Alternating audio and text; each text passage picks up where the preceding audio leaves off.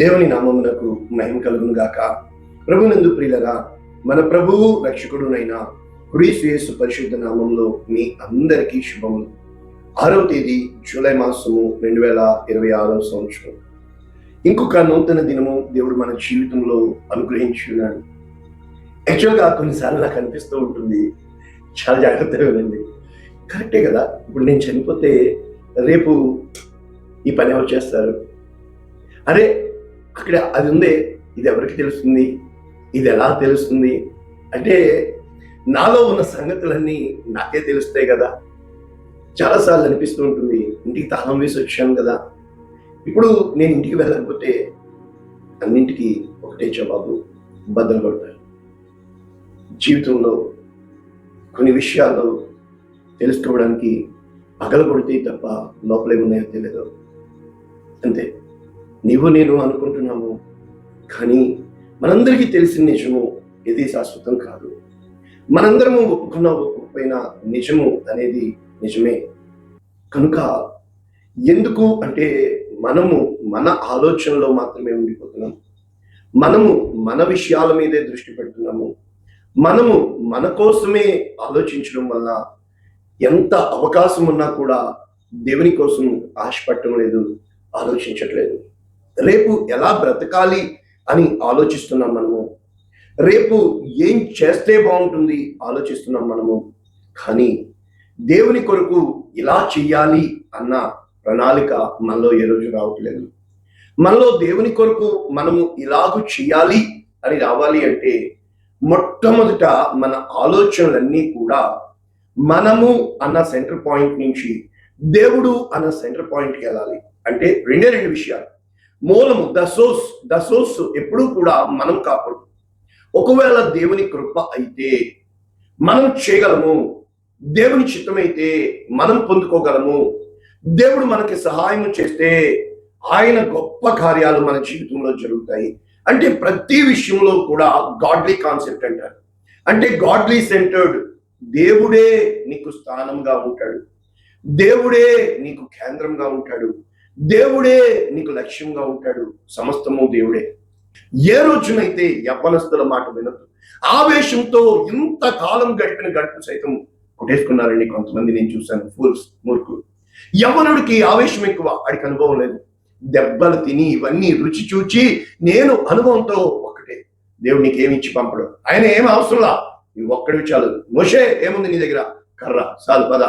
ఏముంది దావీదు నీ దగ్గర? గులకరాయ్, చాలు పద. యోసేపు ఏముంది నీ దగ్గర? ఏముందయ్యా, నువ్వు ఇచ్చిన జ్ఞానం తప్ప, చాలు పద. నువ్వు ఖైదీగా ఉన్నా, నువ్వు ఖడ్గం అవసరంలా, గులకరాయి పట్టుకున్నా, యుద్ధం యెహోవాదే. కర్రున్నా 2 పాయలుగా చేస్తాడు దేవుడు. దేవుడు చేస్తాడు. దేవుడికి నీ దగ్గర ఉన్నది ఏం అవసరంలా, నువ్వే కావాలా. ఏముంది నీ దగ్గర? ఇదిగో దేవా, నా హృదయం ఉంది. ఏముంది ఆ హృదయంలో? ఊరుకో ప్రభువా, ఉండు ప్రభువా, నువ్వు ఉండగా ఈ లోకంలో అన్ని దండగా. ఎన్నిసార్లు పాడుతున్నావు, చెప్తున్నావు, కానీ దేవుడు హృదయం ఉండాలి అంటే, ఆ హృదయం దేవుని ఆలయంగా ఉండాలి అంటే ఉండాల్సింది నువ్వు కాదు, దేవుని స్థానము దేవునికి. ఏ రోజునైతే నేను ఉంటానో అందులో నా ప్రేమ ఉంటుంది, నా ఇష్టాలు ఉంటాయి, నా కష్టాలు ఉంటాయి. ఎప్పుడైతే దేవుడు ఉంటాడో నేను అడుగు వాటికంటే, ఊహించు వాటికంటే అత్యధికముగా హృదయం నిండి ఉన్న దాన్ని బట్టి దేవుడు కార్యాలు చేస్తాడు. ఈరోజు ఇటువంటి అద్భుతమైన వాక్యము, వాగ్దానము మనం నేర్చుకోబోతున్నాం. ఎందుకు అంటే చాలా సిద్ధపరుస్తూ ఉంటాం.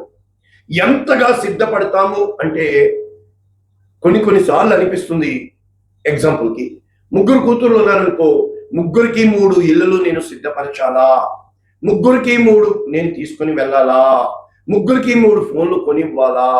సో నీ దృష్టి అంతా కూడా what you are going to give to whom you love. నీవు ప్రేమించిన వారికి నువ్వు ఏమి సిద్ధపరిచి ఇవ్వాలనుకుంటున్నావో. కానీ మొట్టమొదట మనం మర్చిపోయేది, ఆ ప్రేమే దేవుడై ఉన్నాడు. దేవుడు ఆ ప్రేమ, ఎస్, నీవు సిద్ధపరిచిన వారికి అది ఇవ్వగలుగుతున్నావు, ఇస్తున్నావు. కానీ నీకు తెలుసా, ఒక తల్లి, నాకు తెలుసు, ఎంత ప్రేమించిందంటే ఆమె జీతం చాలా తక్కువ, కానీ దేవుని కృప ఆమెకి అంత ఎక్కువగా ఇచ్చాడు. తన కుమారుని ఎంత ప్రేమించింది అంటే సన్నిధికి వచ్చింది, ఖరీదైన ఐఫోన్ రిలీజ్ అయింది, తన కుమారుడికి నా చేతుల మీదుగా కానుకగా బర్త్డే గిఫ్ట్గా ఇప్పించింది. కానీ సారీ టు సే, ఆమె ఏ రోజు 10 మందికి భోజనం పెట్టలేదు, 10 దినాలు కానుక ఇవ్వలేదు. తన జీవితం అంతా తన బిడ్డల కోసం బతికింది.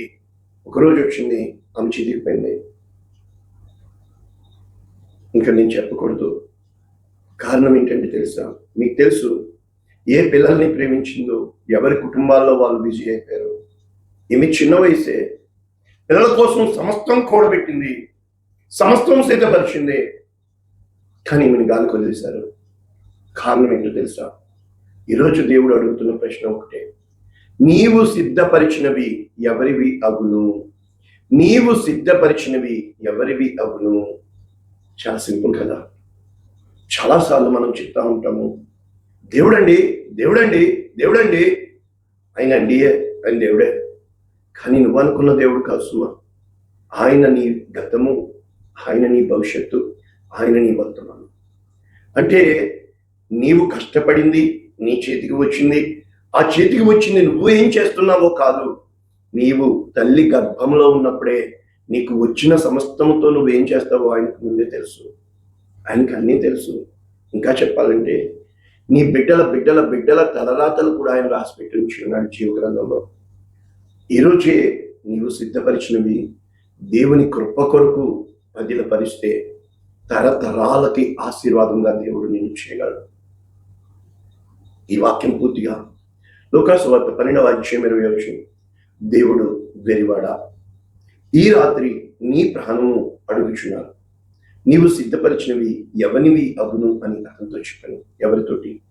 మనందరికీ తెలుసు, ధనవంతుడు కథ. ఇక్కడ ఈ కథ ఎక్కడి నుంచి ప్రారంభమైందో అక్కడ అనేక మంది లోగులు అన్న కాదు, ధనాపేక్ష కలిగిన వారు, ధనాన్ని నమ్ముకున్న వాళ్ళు అక్కడ ఉన్నప్పుడు దేవుడు యేసుక్రీస్తు ప్రభుల వారు అడుగుతున్నారు ఆయన వారితో, మీరు ఏ విధమైన లోపములకు ఎడమియక జాగ్రత్తగా ఉండండి. ధనాపేక్ష సమస్తమైన కీడునకి మూలం. తిమోతికి రాసిన పత్రిక 6వ అధ్యాయంలో ఉంటుంది కదా, మనం ఈ లోకంలోనికి ఏది తేలేదు, ఈ లోకంలో నుండి ఏది తీసుకుని పోయి. దేవుడు నీకు ఏమి ఇచ్చి పంపలేదు, ఏమీ పట్టుకుని రమ్మని చెప్పడు. దేవుడు నిన్నుగానే పంపాడు. నువ్వే నాకు కావాలి, దా వచ్చే అంటాడు. అదే చెప్తున్నాడు ఇక్కడ. ఎంత గొప్ప వాక్యం, ఎంత అద్భుతమైన వాక్యం నేర్చుకుంటున్నాం కదా. 10 మందికి పంపిస్తారా? లైక్ కొడతారా? విని వదిలేయద్దు, పంపించండి. ఎందుకు చెప్పనా? దేవునితో నడిచి చెప్తున్నాను. ఆయన నీకు ఏమి ఇచ్చి పంపలా, ఏమి తీసుకొని రమ్మని ఎదురు చూడు. కానీ నిన్ను పంపిన కార్యము సఫలం చేసావా లేదా? ఆయన చిత్తం నీ జీవితంలో జరిగిందా లేదా? ఆయన కార్యం నెరవేరిందా లేదా? లోకమునకు ఎడమియక జాగ్రత్త పడు. ఒకని కలిమి విస్తరించుట జీవమునకు మూలం. మనం ఎప్పుడూ పైచూపు, అతను ఎంత ధనముతో నింపబడ్డాడో, ఎంత జనము చేశారో ఏంటో తెలియదు. గుంపు చేస్తే వాళ్ళు ఒకలా ఉంటాము. ఎందుకండి నువ్వు ఒంటరిగా ఉన్నవాడివే గుంపుగా మారాలా? ఇక్కడ ఆయన వారితో ఈ ఉపమానం చెప్పుచు, ఒక ధనవంతుని భూమి సమృద్ధిగా, మళ్ళా చెప్తున్నానే, ధనము అనేది దేవుడు అందరికీ ఇస్తాడు, కొందరికి ఇవ్వడు అని నేను చెప్పను. ఎంత ప్రమాణంలో ఇవ్వాలి ఇస్తాడు. ముఖ్యంగా వెర్రి వాళ్ళకి ఇంకా ఎక్కువ ఇస్తాడు ధనాన్ని. అదే చెప్తున్నాడు ఇక్కడ. నా పంట సమకూర్చుకున్నట్టుకు నాకు స్థలం చాలు కనుక నేనేం చెప్పాను, ఇలాగ చేసినాను. నా కొట్లు విప్పి వాటికంటే గొప్ప వాటిని కట్టించి నా ధాన్యం అంతటిని, నా ఆస్తిని సమకూర్చుకున్నాను. నా ప్రాణమా, అనేక సంవత్సరములు విస్తారమైన ఆస్తి నీకు సమకూర్చబడి ఉన్నది. సుఖించుము, తినుము, త్రాగుము, సంతోషించు. ఏంటి? సుఖించుము, తినుము, త్రాగుము, సంతోషించు. అంటే సుఖము సంతోషము తినడం తాగడంలో కోరుకుంటాం. అప్పుడు దేవుడు చెప్తున్నాడు, వెరివాడా, దేవుని కొరకు ధనవంతుడు కాక ఈ లోకంలో ధనవంతులుగా ఉండకండి. అదేంటండి? ధనం అవసరం కానీ ధనం కోసం బ్రతకం. తిండి అవసరం, తిండి కోసం బ్రతకం. అంటే నీ ఆలోచన దేని మీద ఉంటుందో, ఏమి తిందుమా, ఏమి ధరించుకున్నాం, ఆ ఆలోచనలో దేవుడు ఉంటాడు. ఎలా నేర్చుకోవచ్చు? ఇంగ్లీష్లో ఈ విధంగా ఉంది, new international version, you fool, this very night you are going to die. Okay, then who will get what you have prepared for yourself? నీ కొరకు సిద్ధపరిచినంతా ఎవరు తీసుకుంటారు? Who will get everything you work for? ఎంతగా శ్రమపడ్డవే ఎవరు పొందుకుంటారు? ఇక చివరిగా who who will be they, అది ఎవరి సొంతం అవుతుంది? ఏమంటున్నాడు తెలుసా? The things you have prepared, నీవు సిద్ధపరిచినవి. ఇలా జీతం వస్తే అలా పిల్లలకు పంపించేస్తున్నాం. మనము మొట్టమొదట దేవునికి తీయాలి అని తెలిసినా కూడా మనం దేవునికి తీయం. ఈ రోజున మళ్ళా తిరిగి వందల మంది ప్రార్థన చేయించుకుంటున్నారు. ఈరోజు కానుక ధైర్యంతో నేను చెప్తాను, దైవజనుడి దగ్గరికి వచ్చి ప్రార్థన చేయించుకున్నామంటే కానుక ఇవ్వమ్మా దయచేసి. కారణం ఏంటంటే, ఏమనే పాస్టర్ గారు అనకంటమ్మా. ఎందుకు అంటే, ఈ లోకంలో మొట్టమొదట నీవు ఇచ్చి పొందుకో, కానీ పొందుకొని ఖాళీగా ఉండమాక. ఇది సూక్తి, దిస్ ద ట్రాక్. ఏదైనా కూడా ఇచ్చి పుచ్చుకోవడంలో, కనుక పుచ్చుకోవడం కంటే ఇచ్చిన ధన్యత. ఇక్కడ వాక్యం ఏంటంటే, దేవుడు నీకు ప్రాణాన్ని ఇచ్చాడు, ఇచ్చిన వాడు తీసేసుకుంటాడు. అదే కదా చెప్తుంది. ఇచ్చిన వాడు దేవుడైనప్పుడు పుచ్చుకునేవాడు దేవుడు. సో ఇచ్చినప్పుడు పొందుకునే సంతోషం కాదు, ఆయన తిరిగి తీసేసుకుంటాడు. తీసేసుకునే ముందుకు, ప్రభువా నాకు ఇది ఇచ్చావు, నీకు వందనాలయ్యా, నా ప్రాణమా యెహోవాను స్తుతించుము, నా అంతరంగంలో ఆయన పరిశుద్ధ, నా ప్రాణమా నేను నీ కోసం ఏమేమి ఇవ్వగలను ప్రభువా. నేను దేవదారుణంలో ఉంటుండగా, ప్యాలెస్ లో ఉంటుండగా నీవు గుడారంలో ఉన్నావా? నా దేవుని కొరకు నేను మందిరం కట్టాలా? నా దేవుని కొరకు నేను ఆలయము కట్టాలా? నా దేవుని కొరకు నేను ఏదైనా చేయాలా? నా దేవునితో నేను గడపాలా? అంటే నిత్యము దైవిక జ్ఞానంతో నింపబడ్డానికి ఇక్కడ ఇష్టపడుతున్నాయి. అంటే మనందరికీ తెలిసిన వాక్యము సామెతలు 16 తాను చేయబోనది హృదయంలో యూచు. అంటే ప్రతిదీ కూడా మనము ప్లాన్ చేస్తూ ఉంటాం. రెండు రకాలు, ఒక ఐడియా అనేది మైండ్ లో జరుగుతుంది, ప్లానింగ్ అనేది హృదయంలో జరుగుతుంది. ఐడియా అంటే ఏంటంటే ఒక ఆలోచన మెరుపులా మెరుస్తుంది, దాన్ని ప్రాసెస్ లో పెట్టడమే ప్రణాళిక, ప్లానింగ్. సో ఈ ప్రణాళికలో అంతా సిద్ధపరుస్తాము, కానీ యెహోవా వాని నడతను స్థిరపరచు. అంటే అర్థం ఏంటంటే, నీవు కడతావు, ఇల్లు బ్యూటిఫుల్ గా కడతావు, కానీ తుఫాన్ లాగా రోగం వచ్చి పడుతుంది, ఏదో నష్టం వచ్చి పడుతుంది, ఏదో వచ్చి మీద పడుతుంది, కట్టిన ఇల్లుని అమ్మేసుకోవాల్సి వస్తుంది. చాలా మందిని చూశాను. డబ్బుకి రుచి మరిగావా, డబ్బుతోనే దాహం తీరదది, పోతానే ఉంటది. అప్పులు ఇవ్వడానికి సిద్ధపడ్డావా, వడ్డీ తీసుకోవడం, దాహం అది పోతానే ఉంటది. నువ్వు దేన్ని రుచి మరుగుతావో అది పోతానే ఉంటది. ఆఖరికి నిన్ను నాశనం చేస్తుంది. అప్పటికీ దేవుడు చెప్తూ ఉంటాడు, రా, దేనికోసం నువ్వు సిద్ధపడుతున్నావు, దేనికోసం నువ్వు ప్రయాసపడుతున్నావు, ప్రయాసపడి భారం మోసుకుంటున్న సమస్త జనులారా. ఇక్కడ 3 విషయాలు ఉంటాయి సిద్ధపరచబడడానికి. నెంబర్ 1, ఎప్పుడు ఏమి సిద్ధపరచడండి. మొట్టమొదట వాడు ఆశపడతాడండి, దాని కొరకు ప్రయాసం చేస్తాడు, పని చేస్తాడు. ఆశ పడేది ఒకటి జీతం అవుతుంది, 2 వాడు ఆశించిన ఏదో కోరిక అవుతుంది, 3వది ఒకటి సో సింపుల్. వాడి నమ్మకాన్నే, వాడికి కావాలనుకున్నది ఖచ్చితంగా.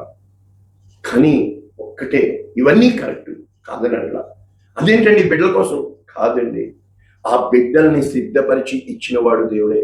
ఒక్క మాట చెప్తున్నా, సో సింపుల్. ఫరో ఇంటిలో మోషేని పెంచాడు. ఫరో ఆస్తి అంతా మోషేకి చెందుతుంది, కానీ మోషే క్షణంలో గొర్రెలు కాపరైపోయాడు. యోసేపు కోసం కలలు కని అంగీ తీశాడు, కానీ యోసేపు వెళ్ళిపోయాడు, బానిస పిల్లడిగా అమ్మబడ్డాడు. కానీ దేవుడు యోసేపుని మహారాజుగా సిద్ధపరిచాడు, దావీదుని గొర్రెల కాపరిని మహారాజుగా సిద్ధపరిచాడు. యుద్ధ ఖైదీలు, బానిసలు, దానియేలు, Shadrach, Meshach, Abednego princes, governors గా అక్కడ దేవుడు నియమించాడు. దేవుడు సిద్ధపరుస్తాడు నీ బిడ్డల్ని. నువ్వెందుకు తొందరపడుతున్నావు? Let God prepare your children. దేవుడు నీ బిడ్డల్ని సిద్ధపరిచి, నువ్వు వారిని సిద్ధపరిచి నీ ముందుకు తీసుకుని రాను. అంటే మొట్టమొదట రాజ్యమును, నీతిని వెతుకుడి, అన్నీ మీకు ఇవ్వబడతాయి. అంటే దేవుని సిద్ధపాటు కొరకు నీవు సిద్ధపడినప్పుడు దేవుడు నీ బిడ్డల కొరకు సిద్ధపరుస్తాడు. ఆయన యందు ఎంత మాత్రము అన్యాయము లేదు, ఆయన యందు ఏ అక్రమము లేదు, ఆయన యందు సమస్తము తేటగా ఉంది. ఇక్కడ సామెతలు 19:21 నరుని హృదయంలో ఆలోచనలు అనేకములుగా పుట్టును యెహోవా దేవుడు. అంటే ద అల్టిమేట్ జడ్జ్ దేవుడు. అది ఎవనికి ఇవ్వబడుతుందో, ఎవని నుంచి తీసేయబడుతుందో అది దేవుడు. ఇక్కడ ప్రసంగి రాస్తాడు కదా, గొప్ప కార్యాలు రాస్తాడు. ప్రసంగి అంటాడు, సూర్యుని కింద నేను ప్రయాసపడి చేసిన పనులన్నింటినీ నా తర్వాత వచ్చాడు. నా జీవితంలో నేను చూశాను, నేను చదివిన క్లాసు ఆ సీటు వేరే వాళ్ళకి. ఒకవేళ అది మధ్యలో వదిలేశాను, అయ్యో ఇంకొకరిని జాయిన్ చేసుకోవడానికి లేదు, అప్పుడు కూడా అడ్మిషన్ ఇస్తాను. అంటే ఆ క్లాస్ రూమ్ లో ఉన్న ఆ సీటు నిన్ను బట్టి వేస్ట్ కాదు. బైబిల్ కాలేజీలో ఈ రోజు నువ్వు జాయిన్ అవుతున్నావు అంటే నిన్ను పాస్టర్ చేయడానికి కాదు, బైబిల్ నందు నీకు జ్ఞానం కలుగుటకు. అంటే తరువాత వచ్చు వానికి నేను విడిచిపెట్టవలసి ఉన్నదని తెలుసుకుని నేను వాటి యందు అసహ్యపడుతుంది. అంటే అర్థం ఏంటో తెలుసా? వాడు జ్ఞానం మన కళ్ళ ముందే, తెలంగాణ వేరైపోయింది, హైదరాబాద్ ఇప్పుడు మనది కాదు అని చెప్పారు. ఆ రోజుల్లో మేము మా యూత్ లో హైదరాబాద్ అంటే తర్వాత తరం వారికి ఏం సిద్ధపరుచుతున్నాం, బంజారా హిల్స్ అవన్నీ హైటెక్ సిటీ కట్టాడు చంద్రబాబు నాయుడు కరెక్టే, కానీ కట్టినంత వాళ్ళ సొంతం అయిపోయింది. ఇటు పక్కన తరిమారే, ఇప్పుడు మళ్ళీ ఇక్కడ అమరావతి కడుతున్నారే, ఎవరు నెక్స్ట్ చంద్రబాబు నాయుడు వస్తాడని తెలియదే. మరి ఇప్పుడు జగన్ కట్టాడే అక్కడ విశాఖపట్నంలో రిషికేష్, కానీ అవి వేరే గవర్నమెంట్ వచ్చింది. అంటే చాలా విధంగా మన కళ్ళ ముందు కలుగుతూ ఉంటాయి. ప్రభుత్వాలు మారుతూ ఉంటాయి, పరిస్థితులు మారుతూ ఉంటాయి, సమస్తము చక్కబడుతూ ఉంటుంది. కానీ మనకున్న ఇంత జ్ఞానంతో మనము కట్టేయడానికి ప్రయత్నం చేస్తాం, మనము సిద్ధపడతాం. లేదండి, దేవుని కృపలో నేను బలవంతుడను అగునుగాక, దేవుని కృప నాకు సహాయం చేయను గాక. కనుక నా తర్వాత వచ్చేవాడు జ్ఞానము కలవాడై ఉండును, బుద్ధిహీనుడై ఉండును. ఎవరికి తెలియను?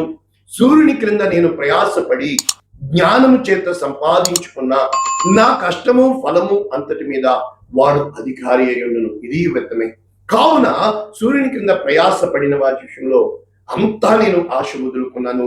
అంటే జ్ఞానముతోనూ తెలివితోనూ యుక్తితోనూ ప్రయాసపడి ఏదో ఒక పని చేయను, దాని కొరకు ప్రయాస పడని వానికి అతడు దానిని స్వాస్థ్యముగా ఇచ్చేస్తున్నాడు. ఇది వ్యర్థం. అంటే నీ బిడ్డలకి నువ్వేం నేర్పించట్లేదు, కష్టాన్ని నేర్పించట్లేదు. నీ బిడ్డలకి నువ్వు ఆ ఆటుపోటుల్ని, ఆ కష్ట నష్టాల్ని, ఆ శ్రమను, ఆ 10 మందితో కలిసే విధానాన్ని నువ్వు నేర్పించలేకపోతున్నావు. కనుక ఏం జరుగుతుందంటే ఇక్కడ ఒక్క మాట చెప్తున్నాడు ప్రసంగి, చెప్తున్నాడు, దైవ దృష్టికి మంచివాడుగా ఉండువానికి దేవుడు జ్ఞానము, తెలివి, ఆనందము, అయితే దైవ దృష్టుడికి ఇష్టమైన వాడి కొరకు ఇచ్చుటకు, అంటే ఈ బుద్ధిహీనుడు, this very fool, whatever he prepares he has to give it to the godly man. అంటే దేవునికి ప్రియమైన వాడికి అంతా ఇచ్చేస్తాడంట. నా జీవితంలో నేను చూసాను ఈ సత్యం. ఇది కేవలం వ్యర్థము, గాలికే.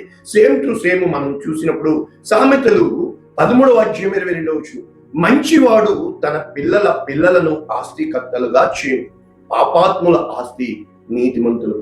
అంటే స్పష్టంగా ద జడ్జ్, న్యాయాధిపతి దేవుడే, దేవుడు న్యాయం తీర్చువాడు. కనుక ఇక్కడ కీర్తనలు అంటారు 39వ అధ్యాయం, మనుష్యులు ఒట్టి నీడ వంటి వారైతే, మనం నీడ వంటి వారు, ఆవిరి వంటి వారు, దుమ్ము ధూళి వంటి వారు, తొందరపడుట గాలికే కదా.